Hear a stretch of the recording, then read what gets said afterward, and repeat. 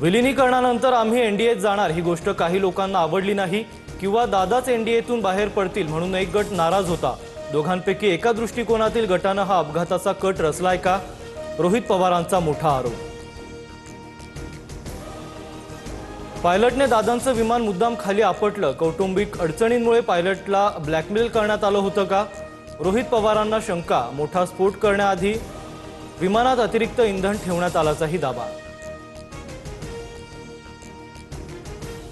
1100 degree तापमानावर तासभर जळालं तर ब्लॅक बॉक्सचं नुकसान होतं। कागद जळाले नाहीत, मोबाईल फोनही टिकल्याचं एजन्सीनं सांगितलं, मग ब्लॅक बॉक्सच कसा जळाला? रोहित पवारांकडून शंका व्यक्त।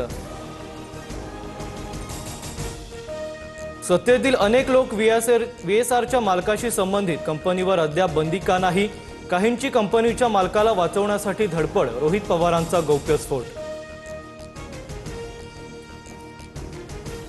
अजित पवारांच्या अपघात प्रकरणाच्या सीबीआय तपासासह व्हीएसआर कंपनीच्या मालक आणि संचालकांची चौकशी व्हावी, राष्ट्रवादीच्या नेत्यांची मुख्यमंत्री फडणवीसांकडे मागणी। फडणवीस लवकरच गृहमंत्री अमित शहांकडे मागणीचा पाठपुरावा करणार। जयंत पाटलांच्या घरी विलीनीकरणासाठी 13 बैठका झाल्या। विलीनीकरणानंतर खासदार अमोल कोल्हे प्रदेशाध्यक्ष झाले असते, अजित पवारांची तशी इच्छा होती, रोहित पवारांची माहिती।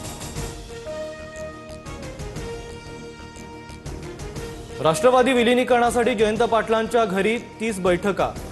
नाना पटोलेंचं सूचक विधान, 2 कुटुंब एकत्र येत असतील तर अडवू नका, पटोलेंची भूमिका। मुख्यमंत्री देवेंद्र फडणवीसांचा आज दिल्ली दौरा। भारत मंडपम इथं सुरू असलेल्या इंडिया एआय इम्पॅक्ट समिट निमित्त आयोजित कार्यक्रमाला हजेरी लावणार। महाराष्ट्रातील राज्यसभेच्या 7 जागांसाठी 16 मार्चला निवडणूक। शरद पवार, रामदास आठवले आणि प्रियंका चतुर्वेदी यांच्यासारख्या दिग्गज खासदारांची टर्म संपणार। रिक्त जागांसाठी राजकीय हालचालींना वेग।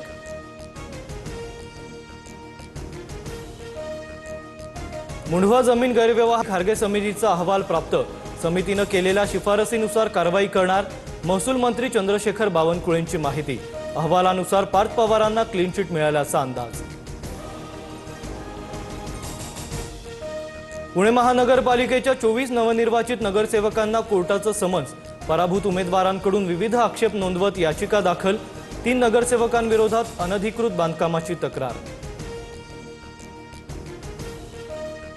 मालेगाव महापालिकेची पहिली महासभा वादळी ठरणार। रद्द केलेले जन्मदाखले नियमित करण्याचा ठराव चर्चेला येणार। टिपू सुलतानच्या फोटोनंतर झालेल्या वादानंतर पहिलीच महासभा। हर्षवर्धन सपकाळांच्या विधानानंतर मीरा भाईंदरमध्ये संतापाची लाट। मीरा रोडमधील टिपू सुलतान चौकाचं नाव बदलण्यासाठी हालचाली सुरू।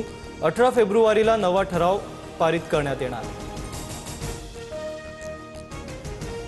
हिंदुत्ववादी संघटनांच्या आंदोलनानंतर मुस्लिम समाजाकडून टिपू सुलतानच्या फोटोला दुग्धाभिषेक। परस्पर विरोधी कृतींमुळे अहिल्यानगरमध्ये तणाव।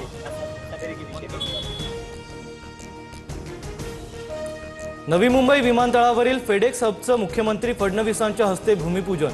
विमानतळावरून मालवाहतूक करण्यासाठी हे हब महत्त्वाची भूमिका बजावणार। नवी मुंबई विमानतळावरून येत्या जूनपासून आंतरराष्ट्रीय विमानसेवा सुरू होणार।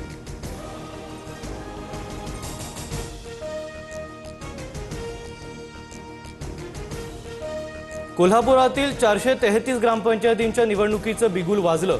शुक्रवारपासून प्रभाग रचनेला सुरुवात होणार। 30 मार्चपर्यंत अंतिम प्रभाग रचना जाहीर करावी लागणार। एप्रिलच्या पहिल्या आठवड्यात मतदान होण्याची शक्यता।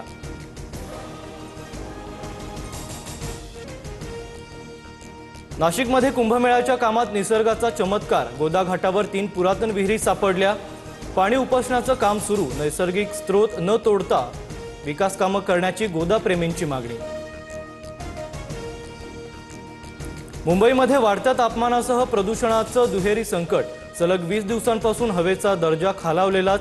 दादरमध्ये ढगाळ वातावरण। 151 AQI मुळे मुंबईकरांच्या आरोग्याचा प्रश्न गंभीर। नागपूर जिल्हा बँकेकडून थकीत कर्जदारांची माहिती गोळा करण्यास सुरुवात। शेतकऱ्यांना कागदपत्र सादर करण्याचं आवाहन। बँका लवकरच सहकार विभागाला अहवाल सोपवणार। होळी आणि शिमग्यासाठी मध्य रेल्वेकडून 186 विशेष रेल्वे गाड्या। कोकणासह नागपूर आणि उत्तर भारतासाठी गाड्या धावणार। 18 फेब्रुवारीपासून आरक्षण सुरू, प्रवाशांनी लाभ घेण्याचं रेल्वेचं आवाहन।